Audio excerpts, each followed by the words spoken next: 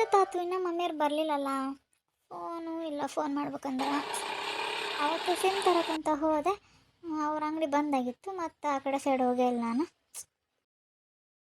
ಓ, ಆಟ ಸೌಂಡ್ ಆತು ಬಂದ್ರೆ ಅನ್ನಿಸ್ತೈತಿ. ಪಾನಿಪುರಿ ಮಸಾಲೆ ಪುರಿ ಥರ ಕೇಳಿದ್ದೆ, ತಂದಾರೇನು ನೆನಪಾರು ಬಂದಾರ. ಅಂಜು ತಗೊಳಮ್ಮ, ಪಾನಿಪುರಿ ಮತ್ತು ಸೇಪುರಿ ಐತೆ ನೋಡು. ಹೌದು ತಗೊಂಬಂದಿಯೇನ? ನಾನು ಎಲ್ಲಿ ನೆನಪಾರು ಬರ್ತೀರಂತ ಮಾಡಿದ್ದೆ. ಇಲ್ಲ ನೆನಪಿತ್ತು, ಅಲ್ಲಿ ಹೋಗೇವಿ. ಅವ್ರ ಮನಿನ ಎಲ್ಲೈತೆ ಅನ್ನೋದು ಗೊತ್ತಾಗತ್ತಿಲ್ಲ ನಮಗೆ. ಹಂಗೆ ಮತ್ತು ಹಂಗೆ ಕೇಳ್ಕೊಂತ ಹೋದ್ವಿ. ಅವ್ರದ್ದು ಏನೋ ಅವ್ರ ಸಂಬಂಧಿಕರಿಗೇನೋ ಆರಾಮಿಲ್ದಂಗೆ ಆಗಿತ್ತಂತ, ಅದಕ್ಕೆ ಅಷ್ಟು ಅಲ್ಲಿ ಹೋಗ್ಯಾರಂತ. ಅವ್ರು ಚಿಕ್ಕಮ್ಮಗೆ ಇಸ್ಕ ಅಂತ ಹೇಳಿದ್ರಂತ. ಮತ್ತು ಅವ್ರು ಬಂದು ಇಸ್ಕೊಂಡ್ರು. ಹೌದೇನಾ? ಅದಕ್ಕೆ ಮತ್ತೆ ಬಂದಿಲ್ಲ ಅವ್ರು. ಅದಕ್ಕೆ ಅನಿಸ್ತೈತಿ. ತಗ ಪ್ಲೇಟಿಗೆ ಹಾಕ್ತಗ ಅಷ್ಟೊತ್ತಿ ನಾನು. ಅಪ್ಪಾಜಿ ಬಂತು. ಅಪ್ಪಾಜಿ ಆಟೋ ನಿಲ್ಸಾಕತ್ತ ಆ ಕಡೆ. ಸರಿ ತಗ, ಅಪ್ಪಾಜಿ ಬರೋದಕ್ಕೆ ಎಲ್ಲ ಪ್ಲೇಟ್ನಾಗ ಹಾಕಿಡ್ತೇನೆ. ಅಪ್ಪಾಜಿ ಮಸ್ತ್ ಐತೆ ಅಪ್ಪಾಜಿ ಪಾನಿಪುರಿ. ಅಲ್ಲಮ್ಮ, ಪಾನಿಪುರಿ ಎಷ್ಟು ರೇಟ್ ಆಗ್ಯಾವಮ್ಮ? ಇದಕ್ಕೆ 30 ರೂಪಾಯಿ ಅಂತ. ಇದು ಮಸಾಲೆ ಪುರಿಗೆ 40 ರೂಪಾಯಿ ಮಾಡ್ಯಾರ ನೋಡು. ಅಪ್ಪಾಜಿ ಮತ್ತು ರೇಟ್ ಅದಾವ. ಅವಾಗ 10 ರೂಪಾಯಿಗೆ 6 ಕೊಡ್ತಿದ್ರು, ಆಮೇಲೆ ಬರ್ತಾ ಬರ್ತಾ 5 ಅದು, ಈಗ 4 ಕೊಡ್ತಾರೆ. ಮತ್ತು ಇದ್ರಾಗ ಎಷ್ಟು ಅದಾವ? 8, 9 ಅದಾವ. ಮತ್ತು ಹಂಗಾಗಿ 20 ರೂಪಾಯಿ ತಗೊಂಡ್ರೆ ಅನ್ನಿಸ್ತೈತಿ. 20, 30.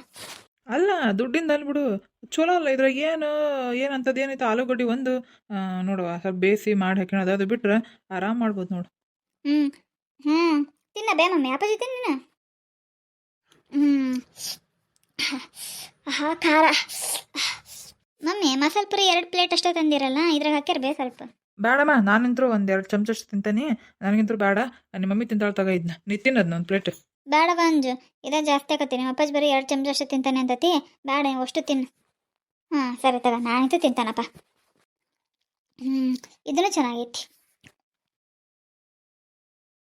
ಮಮ್ಮಿ ನಾನಂತೂ ರಾತ್ರಿ ಊಟ ಮಾಡಲ್ಲ ನೋಡು, ಮತ್ತು ಉಣ್ಣು ಅನ್ನಂಗಿಲ್ಲ ನೀನು.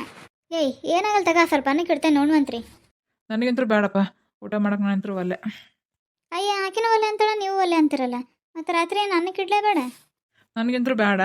ನೋಡು, ಮತ್ತೆ ನಿನಗೆ ಬೇಕಂದ್ರೆ ಇಟ್ಕ, ನಾವಂತರೂ ಒಲ್ಲೆಪ್ಪ. ನನಗೂ ಬೇಡ ಬೇ ಮಮ್ಮಿ. ಚಲೋ ಆತ್ಬಿಡು. ಮತ್ತಿಬ್ಬರು ಬೇಡ ಅಂದ್ರೆ ನನಗೇನು ಒಟ್ಟಿಸ್ತಿಲ್ಲ. ನನಗೂ ಬೇಡ ಬಿಡೋ ತಗ, ನಡಿತೈತಿ. ಅಡಿಕೆಯಲ್ಲಿ ಹಾಕ್ಯಂಡು ಮಗಣಕ್ಕೆ ಬರ್ತೈತಿ. ಈಗೆಲ್ಲ ಎಷ್ಟಲ್ಲ 8 ಆಗೈತಿ. ಇನ್ನೆಲ್ಲ ಊಟ ಮಾಡೋದು. ಇವತ್ತು ಒಂದು ಬಾಡಿಗೆ ಚೆನ್ನಾಗಿ ಸಿಕ್ಕಿತ್ತು. ಅಂದ್ರೆ ಅವ್ರಿಗೇನ ಹುಷಾರಿದ್ದಿಲ್ಲ ಅಂತ. ಮತ್ತು ಅಲ್ಲಿ ಆಯುರ್ವೇದ ಹಿಂಗೆ ಆಸ್ಪತ್ರೆ ಇರ್ತಾವೆ ನೋಡು, ಊರು ಆಚೆ ಇರ್ತಾವಲ್ಲ, ಆ ಕಡೆ ಕರ್ಕೊಂಡು ಹೋಗಂತ ಹೇಳಿದ್ರಂತ. ಹಂಗಾಗಿ ಆಟೋಕ್ಕೆ ಕೇಳಿದ್ರು, ಹಿಂಗ್ರಿ ಎಷ್ಟಾಗತ್ತೆ ಅಂತ ಅಂದು. ನಾನು ಹಿಂಗ್ರಿ 500 ರೂಪಾಯಿ ಆಕತ್ತಂದೆ. ಅಪ್ ಆ್ಯಂಡ್ ಡೌನ್ ಮಾಡ್ಬೇಕು ನೋಡ್ರಿ, ಹೋಗಿ ಮತ್ತು ಒಂದು 10-15 ನಿಮಿಷ ಆಕತ್ರಿ, ಸ್ವಲ್ಪ ನಿಂತು ಮತ್ತು ಕರ್ಕೊಂಬರ್ಬೇಕು ರೀ, ಟೋಟಲ್ ಹೇಳ್ಬಿಡ್ರಿ ಹೋಗೋದು ಬರೋದು ಅಂತಂದ್ರೆ. ಅದಕ್ಕೆ ಮತ್ತೆ ಹೋಗೋದೊಂದು 500 ರೂಪಾಯಿ ಹೇಳಿದ್ದೆ, ಮತ್ತು 1000 ರೂಪಾಯಿ ಹೇಳಿದ್ರೆ ಏನು ಮಾಡ್ತಾರೆ ಅಂದು 900 ರೂಪಾಯಿ ಅಂತ ಅಂದೆ. ಅವ್ರು ಮೋಸ್ಟ್ಲಿ ಇದ್ದಂಥವ್ರು ಅನ್ಸತಿ, ಏನೋ ಕಮ್ಮಿ ಮಾಡಲಿ ಏನೋ ಮಾಡಲಿ, ಸರಿ ತಗರಿ ಅಂತ ಅಂದ್ರೆ. ನನಗೆ ಅನಿಸ್ತು 1000 ಹೇಳಿದ್ರು ಸುಮ್ಮನೆ ಹ್ಞೂ ಅಂತಿದ್ರು ನೋಡಂತ ಅಂದು. ಹೌದೇನಾ? ಹಂಗಂದ್ರೆ 900 ರೂಪಾಯಿ. ಆಮೇಲೆ ಮತ್ತು ಇಲ್ಲಿ ಒಂದು 30-40 ರೂಪಾಯಿ ಒಂದು 4-5 ರೌಂಡ್ ಹೊಡೆದಿರ್ತೀರಿ. ಇವತ್ತೇನು ಒಂದು 1200 ಆಗೈತನ? 1200 ಅಲ್ಲ, ಒಂದು 1400 ಆಗೈತೆ ನೋಡು. 1400 ಆಗಿತ್ತು. ಅವ್ರಿಗೆ ಹೋಗಿ ಕೊಟ್ಟು ಬಂದುಬಿಟ್ಟೆ, 400 ರೂಪಾಯಿ ಕೊಟ್ಟು ಬಂದೆ. ಇನ್ನು ಡೀಸೆಲ್ ಅದು ಇದು ಅನ್ನೋಕ್ಕೆ ಒಂದು 300-400 ರೂಪಾಯಿ ಹೋಯ್ತು. ಇನ್ನೂ ಒಂದು 600-700 ರೂಪಾಯಿ ಉಳಿದೈತೆ ನೋಡು. ಹಂಗಂದ್ರೆ ಚಲೋ ಸಿಕ್ಕತ್ ಬಿಡು ಬಾಡಿಗೆ.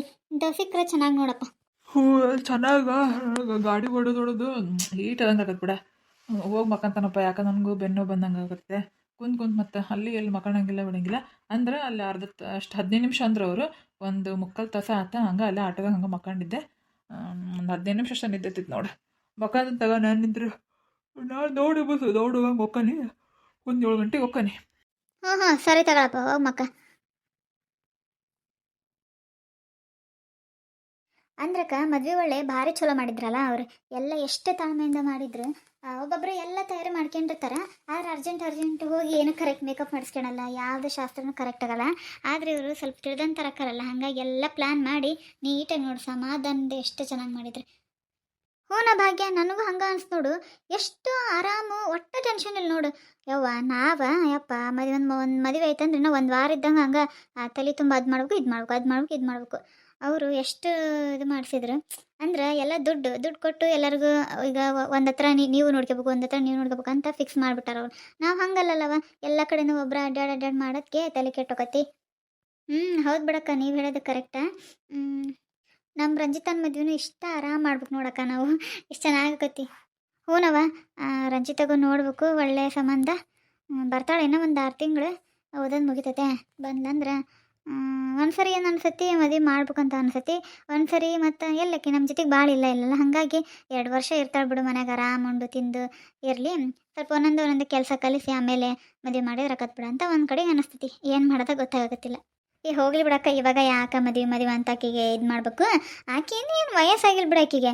ನಮ್ಮ ಚೈತ್ರಕ್ಕೆ ಒಂದು ಮಗಳು ಅದಾಳಲ್ಲ ಆಕೆ ಅಂಜಲಿ, ಆಕೆನಷ್ಟು ವಯಸ್ಸು, ಆಕೆನ ಈಗ ಡಿಗ್ರಿ ಮುಗಿಯೋಕೆ ಇನ್ನೂ ಒಂದು 6 ತಿಂಗಳೈತಿ.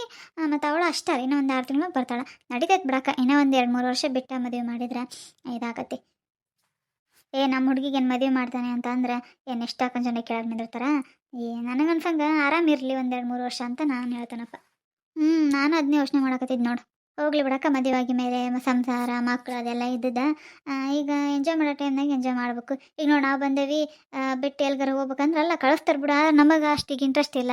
ಬರೀ ನಮ್ಮ ಮಕ್ಕಳನ್ನ ಹಂಗೆ ಬೆಳೆಸ್ಬೇಕು ಹಿಂಗೆ ಬೆಳೆಸ್ಬೇಕು, ಮನೆ ಜವಾಬ್ದಾರಿ ತಗೋಬೇಕು, ಹಂಗಿರ್ಬೇಕು ಅನ್ನೋದೇ ಇರ್ತೈತೆ. ಹಂಗಾಗಿ ಮದುವೆ ಆದ್ಮೇಲೆ ಎಲ್ಲ ಇಂಟ್ರೆಸ್ಟ್ ಹೋಗ್ಬಿಡ್ತಾವೆ. ಈಗ ಏನು ಅಥವಾ ಏನಾದರೂ ಒಂದು ಕೆಲ್ಸಕ್ಕೆ ಹೋಗ್ಕೊಳ್ಳ ಅಂದ್ರೆ ಒಂದು 6 ತಿಂಗಳು 1 ವರ್ಷ ಹೋಗಲಿ, ನೋಡೋಣ ಆಕೆಗೆ ಏನು ಅನಿಸತಿ ಕೇಳಿ. ಹ್ಞೂನವ, ನಾನು ಒಂದ್ಸರಿ ಕೇಳ್ತೇನೆ ಹಿಂಗೆ ಮದುವೆ ಮಾಡ್ಕೊಂತೇನೋ ಒಂದು, ಇಲ್ಲ ಅಂತಂದ್ರೆ ಸುಮ್ಮ ಕೈ ಬಿಟ್ಬಿಡ್ತೇನೆ. ನಾನು ಇನ್ನೂ 1-2 ವರ್ಷ ಹೆಂಗೆ ಬೇಕು ಹಂಗಿರೋ ಅಂತಂದು ಕೈ ಬಿಡ್ತೇನೆ. ಅಂದಂಗೆ ಎಲ್ಲದಳ ಜೀವಿತ ಯಾಕೆ ಸೌಂಡೇ ಇಲ್ಲ? ಯಾವಾಗ ಕಾಕಿದ ಹೆಂಗೆ ಕೇಳ್ತಿ, ಇಷ್ಟು ಮಟ್ಟ ಹಠ ಮಾಡಕತ್ಬಿಟ್ಟಿದ್ಲು.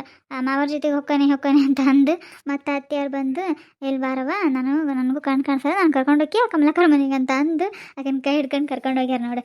ಅಲ್ಲೇ ಅದನ್ನ ಅನಿಸ್ತತಿ ಅಮ್ಮ ಮೊಮ್ಮಗಳು. ಹೌದೇನ? ಅದು ಒಂದು ಯಾರು ಹೋದ್ರು ಬರೀ ಹಿಂತುಕನೆ ಅಂತ ಹಠ ಮಾಡಿಬಿಡ್ತಾಳೆ. ಹೌದೇನ? ಇವರೆಲ್ಲ ಹೋದ್ರು ಗೊತ್ತಿಲ್ಲಕ್ಕ. ಒಟ್ಟು ಬೈಕ್ ತಗೊಂಡು ಹಿಂಗೆ ಹೋಗಕತ್ತಿದ್ರೆ ಅಷ್ಟೊತ್ತಿಗೆ ಮುಂದೆ ಹಠ ಮಾಡಿದ್ರೆ ಏನು ಹೇಳಿ ಹೋಗಿದ್ರೆ ಏನು ನಿಮಗೆ, ಏನು ಅಕ್ಕಿ ಲಕ್ಷದಾಗ ಹಂಗೆ ಹೋದ್ರೆ ಗೊತ್ತಿಲ್ಲ. ಅಂದ್ರೆ ಊಟ ಮಾಡೋಕ್ಕಿಂತ ಮುಂಚೆನೇ ಹೇಳಿದ್ರು ಹಿಂಗೆ ಸ್ವಲ್ಪ ಕೆಲಸ ಐತಿ, ಆ ಕಡೆ ಊರಿಗೆ ಹೋಗೋದೈತಿ ಅಂತ ಅಂದರೆ ಮೋಸ್ಟ್ಲಿ ಅಲ್ಲೇ ಹೋಗಿರ್ಬೇಕು ಅನ್ನಿಸ್ತೈತಿ.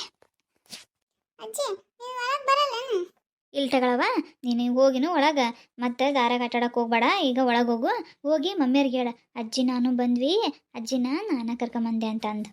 ನೋಡಲ್ಲಿ ಅಮ್ಮ ಮೊಮ್ಮಗಳು ಮಾತು ಹೆಂಗೈತಿ. ಈಗ ಬರ್ತಾಳೆ ನೋಡು, ನಾನು ಅಜ್ಜಿನ ಕರ್ಕೊಂಬಂದೆ ಅಂತ ಹೇಳ್ತಾಳೆ. ಮಾತಾಡೋದು ಚಂದ ಮಾತಾಡ್ತೈತಿ. ಅಜ್ಜಿ ಏನವ ಜೀವಿತ, ಎಲ್ಲಿ ಹೋಗಿದ್ದೆ? ಹೌದು ಹೇಳೋಕೆ ಬರಲ್ಲ ನಿನಗೆ? ನಾನು ಅಜ್ಜಿ ಕಮ್ಮಕ್ಕ ಮನೆಗೆ ಹೋಗಿದ್ವಿ, ಅಲ್ಲಿ ಹೋಗಿ ಮಾತಾಡಿ ನಾನು ಅಜ್ಜಿನ ಕರ್ಕೊಂಡು ಹೋಗಿದ್ದೆ ಕೈ ಹಿಡ್ಕೊಂಡು. ಅಜ್ಜಿಗೆ ಕಣ್ಣು ಕಾಣ್ತಿಲ್ಲ ಅಂತ ನಾನು ಕರ್ಕೊಂಡು ಹೋಗಿದ್ದೆ. ಈ ಮತ್ತೆ ಕರ್ಕೊಂಬಂದಿನಿ. ಅಜ್ಜಿ ಒಳಗೆ ಹೇಳೋಗು ಮಮ್ಮಿಗೆ ಅಂತು. ಹೌದು ಜೀವಿತ, ಅಜ್ಜಿನ ನೀನು ಕರ್ಕೊಂಡು ಹೋಗಿದ್ದೆ, ಬಾರೆ ಬಿಡವ.